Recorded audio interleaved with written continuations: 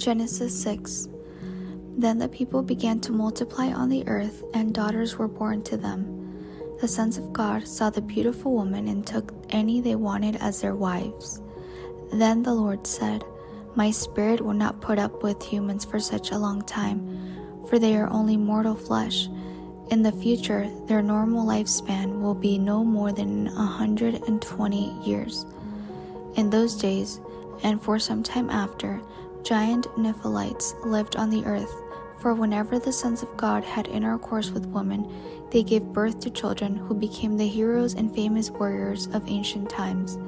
The Lord observed the extent of human wickedness on the earth, and he saw that everything they thought or imagined was consistently and totally evil. So the Lord was sorry he had ever made them and put them on the earth. It broke his heart.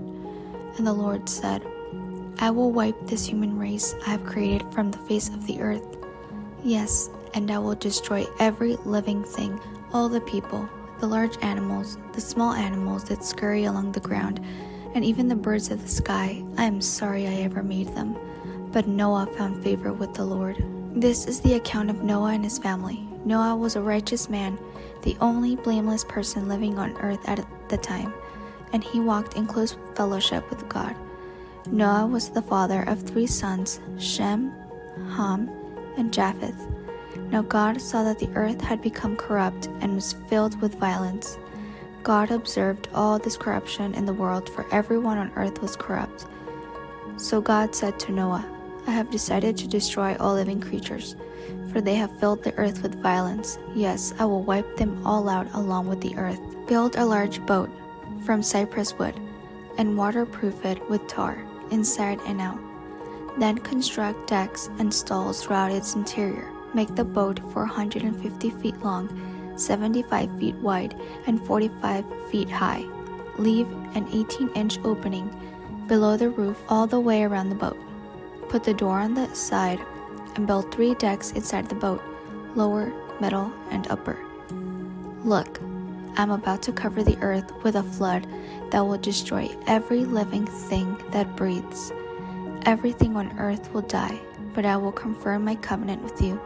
So enter the boat, you and your wife and your sons and their wives. Bring a pair of every kind of animal, a male and a female, into the boat with you to keep them alive during the flood.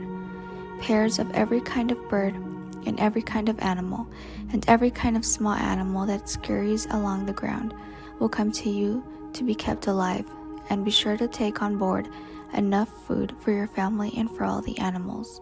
So Noah did everything exactly as God had commanded him. Genesis 7. When everything was ready, the Lord said to Noah, "Go into the boat with all your family, for among all the people of the earth, I can see that you alone are righteous. Take with you 7 pairs, male and female, of each animal I have approved for eating and for sacrifice, and take 1 pair of each of the others. Also take 7 pairs of every kind of bird. There must be a male and a female in each pair to ensure that all life will survive on the earth after the flood. 7 days from now, I will make the rains pour down on the earth, and it will rain for 40 days and 40 nights, until I have wiped from the earth all the living things I have created." So Noah did everything as the Lord commanded.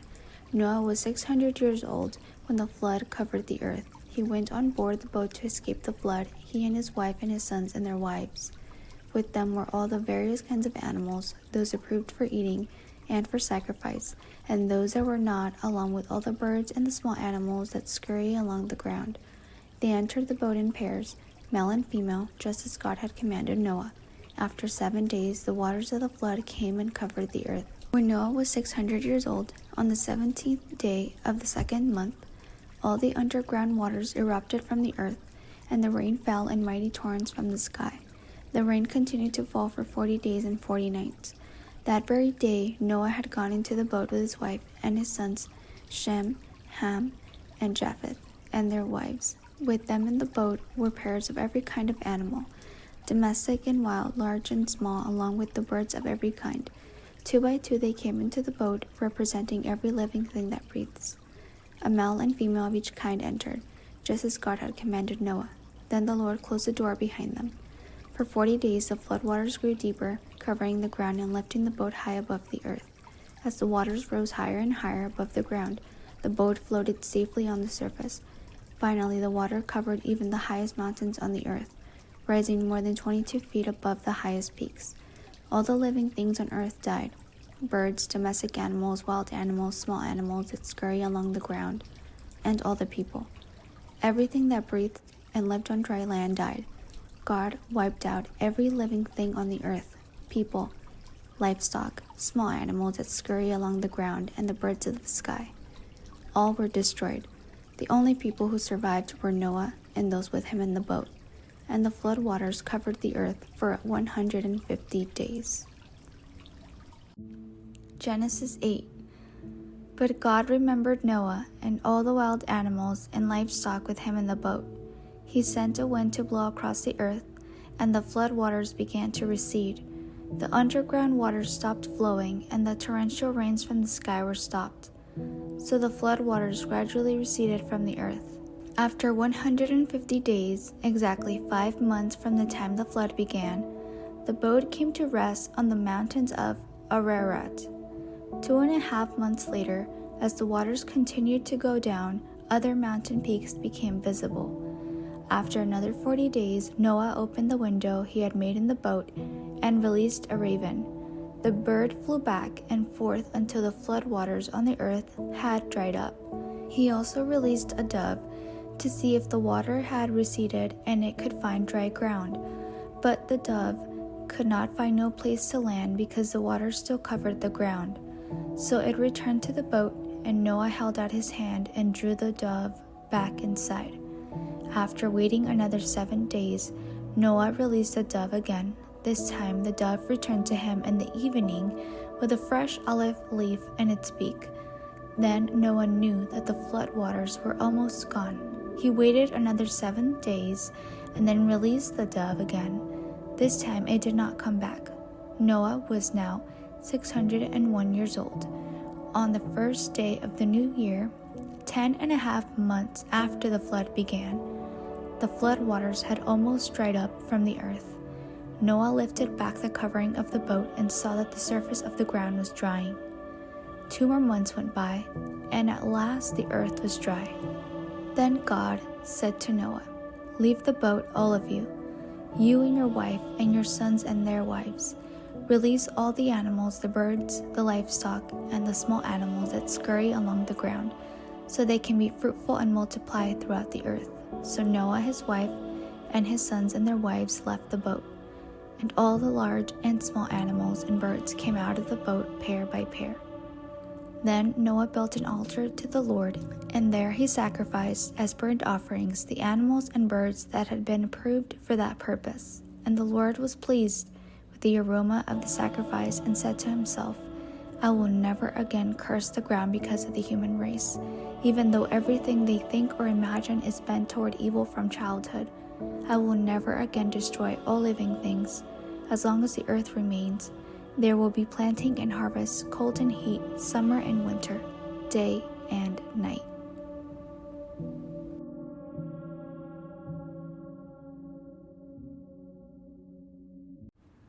Genesis 9.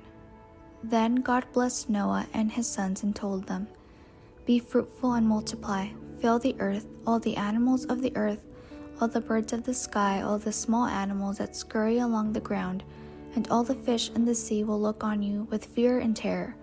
I have placed them in your power. I have given them to you for food, just as I have given you grain and vegetables. But you must never eat any meat that still has the lifeblood in it. And I will require the blood of anyone who takes another person's life. If a wild animal kills a person, it must die, and anyone who murders a fellow human must die. If anyone takes a human life, that person's life will also be taken by human hands. For God made human beings in his own image. Now be fruitful and multiply and repopulate the earth." Then God told Noah and his sons, "I hereby confirm my covenant with you and your descendants, and with all the animals that were on the boat with you, the birds, the livestock, and all the wild animals, every living creature on earth. Yes, I am confirming my covenant with you. Never again will floodwaters kill all living creatures. Never again will a flood destroy the earth. Then God said, I am giving you a sign of my covenant with you and with all living creatures for all generations to come. I have placed my rainbow in the clouds. It is the sign of my covenant with you and with all the earth. When I send clouds over the earth, the rainbow will appear in the clouds. And I will remember my covenant with you and with all living creatures. Never again will the floodwaters destroy all life. When I see the rainbow in the clouds, I will remember the eternal covenant between God and every living creature on earth. Then God said to Noah, Yes, this rainbow is the sign of the covenant I am confirming with all the creatures on the earth. The sons of Noah who came out of the boat with their father were Shem, Ham, and Japheth. From these 3 sons of Noah came all the people who now populate the earth. After the flood, Noah began to cultivate the ground and he planted a vineyard. One day he drank some wine he had made, and he became drunk and lay naked inside his tent. Ham, the father of Canaan, saw that his father was naked and went outside and told his brothers. Then Shem and Japheth took a robe, held it over their shoulders, and backed into the tent to cover their father. As they did this, they looked the other way so they would not see him naked. When Noah woke up from his stupor, he learned what Ham, his youngest son, had done. Then he cursed Canaan, the son of Ham. May Canaan be cursed. May he be the lowest of servants to his relatives. Then Noah said, May the Lord, the God of Shem, be blessed, and may Canaan be his servant. May God expand the territory of Japheth. May Japheth share the prosperity of Shem, and may Canaan be his servant. Noah lived another 350 years after the great flood. He lived 950 years, and then he died. Genesis 10. This is the account of the families of Shem, Ham, and Japheth, the 3 sons of Noah. Many children were born to them after the great flood. The descendants of Japheth were Gomer, Magog, Madai, Javan, Tubal, Meshech, and Tiras. The descendants of Gomer were Ashkenaz, Riphath, and Togarmah. The descendants of Javan were Elisha, Tarshish, Kittim, and Rodanim. Their descendants became the seafaring peoples that spread out to various lands, each identified by its own language, clan, and national identity. The descendants of Ham were Cush, Mizraim, Put, and Canaan. The descendants of Cush were Seba, Havilah, Sabta, Ramah, and Sabteka. The descendants of Ramah were Sheba and Dedan. Cush was also the ancestor of Nimrod, who was the first heroic warrior on earth. Since he was the greatest hunter in the world, his name became proverbial.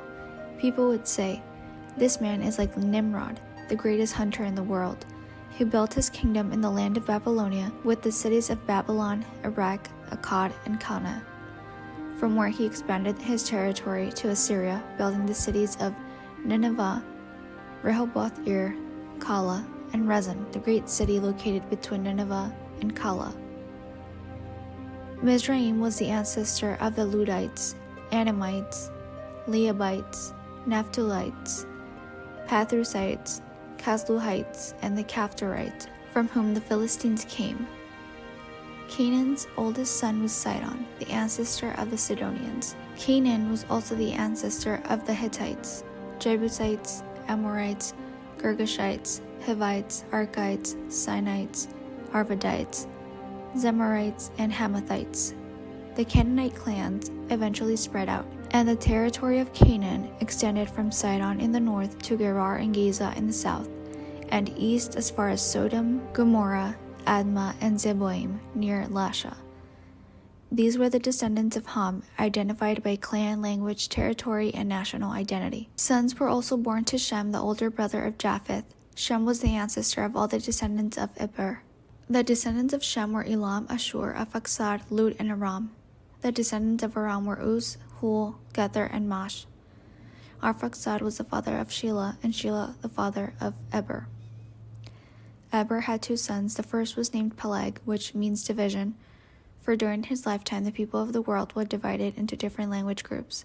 His brother's name was Joktan. Joktan was the ancestor of Almodad, Shalef, Hazarmaveth, Jura, Hadaram, Uzal, Dikla, Obal, Abimael, Sheba, Ophir, Havilah, and Jobab.